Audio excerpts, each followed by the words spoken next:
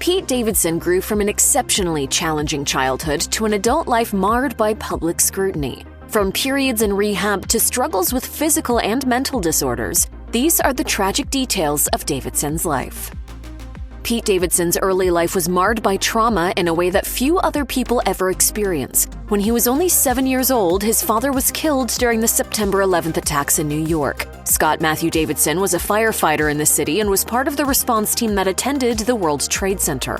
According to eyewitness accounts, Scott was last seen running up the stairs of the Marriott World Trade Center hotel moments before the Twin Towers collapsed, completely destroying the building and killing almost everyone who was inside. Scott, who graduated from the Fire Academy in 1994 before joining Ladder Company 118 in Brooklyn Heights, had always dreamed of being a firefighter. He was 33 years old at the time of his death. Pete remembers him with a tattoo on his left arm of his father's badge number, alongside a replica of the helmet he wore while on duty. Scott's influence may well have been a significant factor in Pete becoming a comedian as an adult. As an old schoolmate of the fallen fighter recalled to the New York Post, Scott was always clowning around, telling jokes, making people laugh.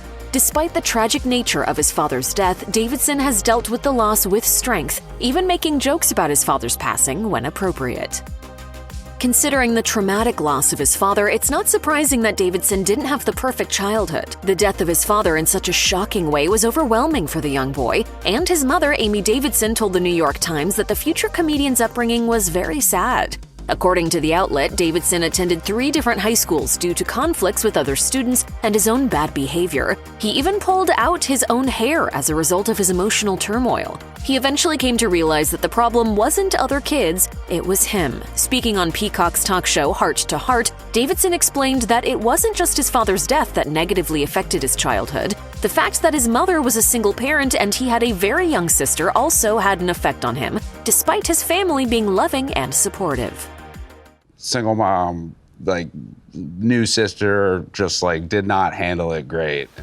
It may seem odd, but Pete Davidson credits Kid Cudi with saving his life as a child. His mental health issues led to the youngster having suicidal thoughts, and the comedian has since admitted that he believes that he may well have ended his own life if it wasn't for the rapper and singer. In particular, Davidson says that the 2009 album Man on the Moon, The End of Day, saved his life. He confirmed this in an interview with Power 105.1's The Breakfast Club, saying, "I would have killed myself, absolutely 100%. I truly believe if Man on the Moon didn't come out, I wouldn't be here." The comedian said the emotional nature of Kid Cudi's music struck a chord with him and many other young people. In recent years, Kid Cudi has spoken out about his own mental health problems, with the musician entering rehab for depression in 2016. As an adult, Davidson has even gotten to work with his idol, and he continues to appreciate that Kid Cudi was willing to speak so openly about his personal experiences. Davidson was first diagnosed with Crohn's disease when he was still a teenager.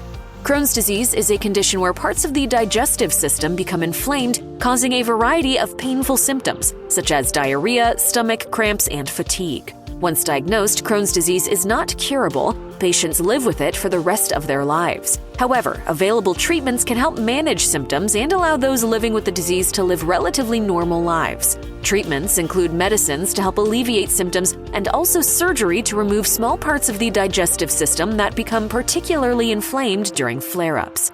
The unpredictable nature of the condition means that it can be challenging to live with, as it is impossible to know exactly when the symptoms will occur.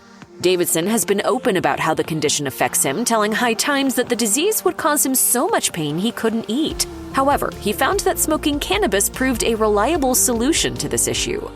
And then I smoke, and I'd be able to eat and be able to do my shows, and I wouldn't be able to do SNL if I didn't smoke weed. Davidson has also spoken openly about having borderline personality disorder. This is a condition that affects a person's thoughts and emotions, as well as their ability to communicate with other people. Those living with the condition will often act in a rash manner without considering the consequences, and also have trouble controlling their emotions. Exactly what causes borderline personality disorder is unclear, although it has been linked with traumatic events. Davidson first revealed the diagnosis during the film King of Staten Island, and he has often talked about how he struggles with regular bouts of depression. He later said on the WTF with Mark Maron podcast that he would have, quote, mental breakdowns where he would spiral into a rage and not remember.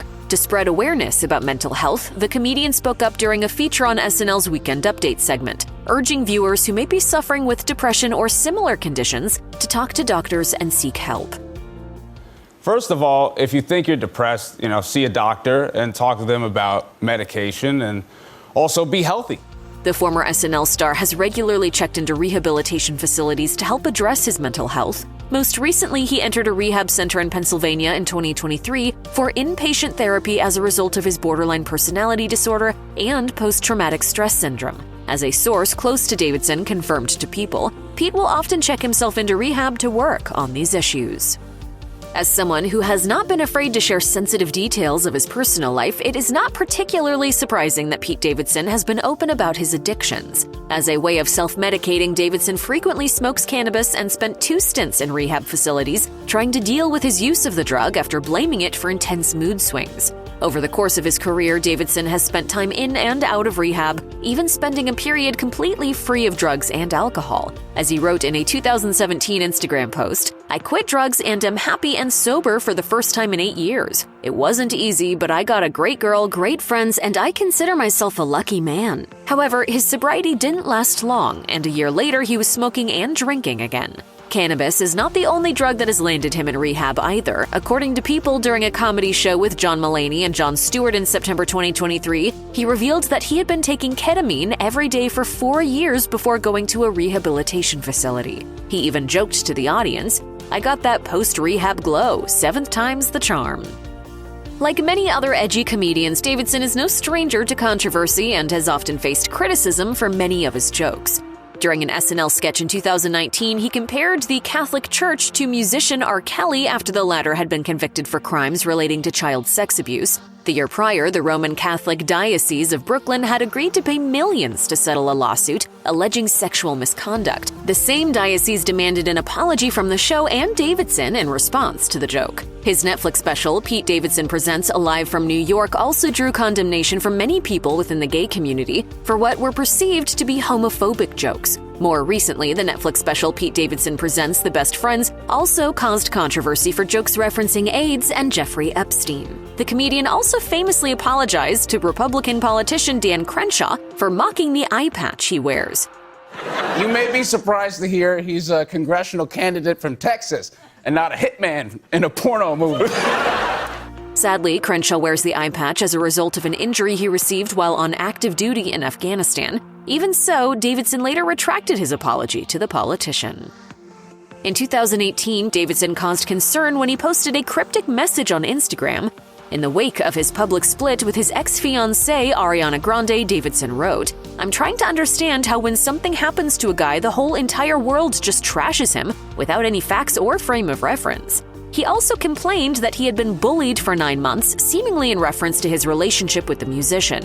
Several days later, police performed a welfare check after Davidson again posted on Instagram, this time with a message suggesting he was having suicidal thoughts. He later deleted his social media accounts altogether, further distressing fans. However, he did continue to appear on Saturday Night Live, though neither he nor NBC have issued a statement regarding the posts he made.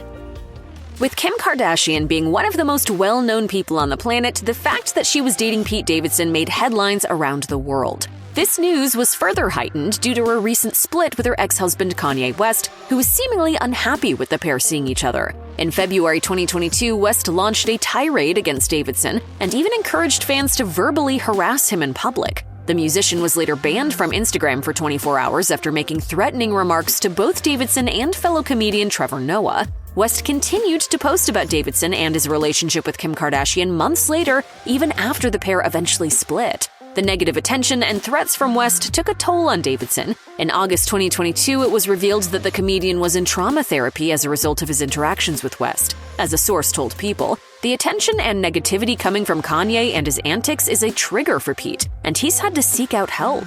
Although they were no longer together, Kardashian was supportive of Davidson seeking therapy and criticized the behavior of her ex-husband. Pete Davidson was one of the youngest ever cast members to join SNL, first appearing on the show when he was just 20 years old. However, that doesn't mean that the experience has always been enjoyable. While he said he is thankful for the opportunities it has given him, Davidson has also spoken out about how he feels he has been poorly treated at times by his fellow writers and comedians. Speaking to Charlemagne the God, Davidson revealed that he doesn't feel like the show has his back, despite having a strong relationship with executive producer Lorne Michaels. Davidson believed that when he wasn't around, his colleagues and castmates would talk poorly of him behind his back, which upset and confused the rising star. On John Bernthal's Real Ones podcast, Davidson went into more detail about how jokes about his personal life made working on the show more difficult. He explained that there were moments on the show where a joke would be made at his expense, and then he'd need to walk on stage to the derisive laughter of the audience. He stated that over time, that began to take a toll on his own self-image. You know, because it seems like all really talented people are sick. Don't worry, Colin. Me and you are good. Okay, yeah.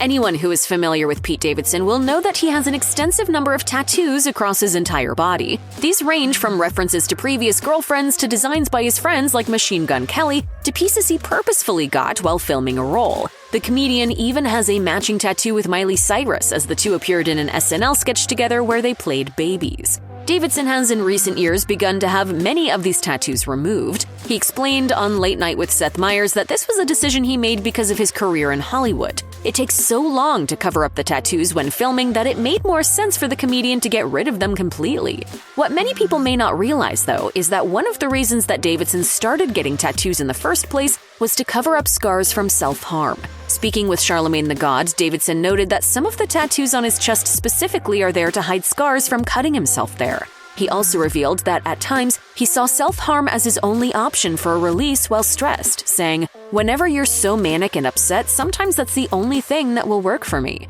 Thankfully, Davidson's stints in rehab have exposed him to healthier coping mechanisms in situations where he feels emotionally overwhelmed.